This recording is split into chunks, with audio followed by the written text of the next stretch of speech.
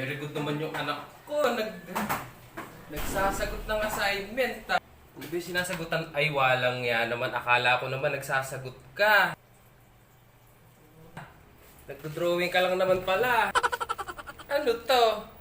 Dodrawing ka ng baboy. Opo, dinodrawing kita. Akala ko naman nagsasagot ka. Hindi po. Sige nga, practicein nga natin. Bilang ka nga ng 1 to 10. 1 to 10 po ba? Oo, 1 to 10. Easy peasy. 1,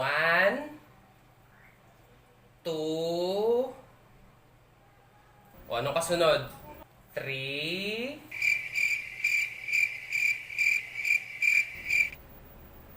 nalimutan mo na kaagad. Hindi alam ko yun. Ang hina mo naman, anak. 1 to 10 lang, hindi mo kayang bilangin. Mas mahina po kayo, Daddy. Bakit mo naman nasabing mas mahina ako?